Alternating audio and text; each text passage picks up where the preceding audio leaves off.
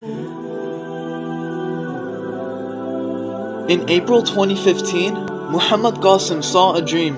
In this dream, the Prophet of Allah ﷺ talked to me on a device similar to a phone. From his voice, it seemed that he was very old, tired, and worried. He said, "Qasim, I called many people but none of them have listened to me. Now I'm very tired and I don't have any more strength." I said, "Tell me what to do. I'm here for you." He said, "Qasim, I want to meet you. There is very important work. Can you come to me?" I said, "Why not? I just have to make my passport and get the visa." He said, "Okay, but please do this quickly." I went to the travel agency and they said it will take 3 to 4 months. I called back Muhammad ﷺ and told him the wait time. He became sad and said, "You stay there, I will come to you." I insisted that if you wait, I will come myself. "You are very old and tired and you shouldn't have to come all this way." He said, "No, my son, this work is very important and it should not be delayed." I said, "Fine, may Allah make it easy for you." Then I prayed to Allah to make it easy for my beloved ﷺ. Then I went to the airport and waited for him. When he arrived, I became very happy and ran towards him. He also became happy and I said, "Allah has brought you here safely." He agreed and said, "Allah is very merciful." I drove him home in my car. My house was on rent and the electricity was almost none. He came in, sat down and said, "No one has listened to me. If my Islam stays in the same state, then I fear that it will perish. Everyone is busy in their own work and no one is worried about me or my Islam. I want you to share the dreams that Allah has shown you and spread my message among the people. I brought a device so you can share your dreams and my message. And also, tell the Muslims that I said this. No matter how Qasim is, he is after all a part of my ummah.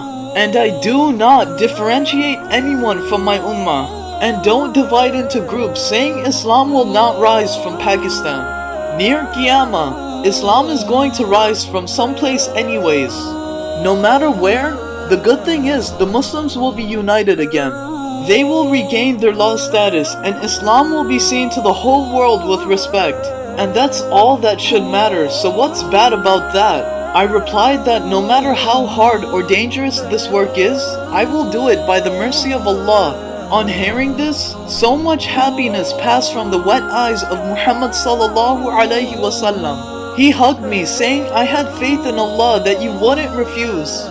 He took a deep breath and gave thanks to Allah. Then he said, "Qasim, there's a map in this box. In that land, when you build the real city of Islam by the mercy of Allah, then I will call you to come to me and then tell you what to do next." I said to him, "Don't worry, now you take some rest.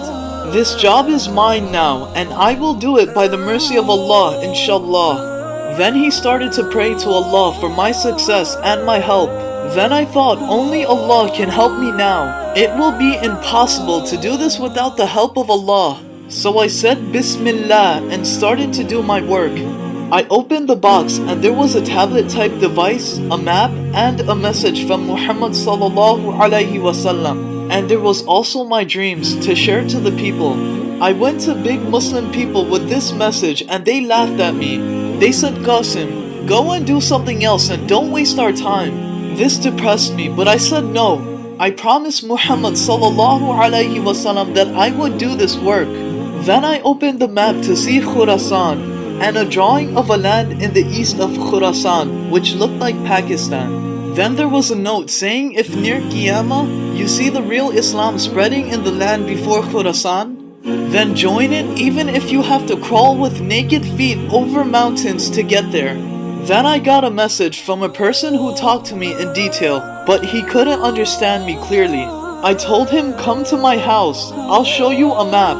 He came over and he said, "Yes, I have read in a hadith that it is not the land of Khurasan, but it's the land before Khurasan.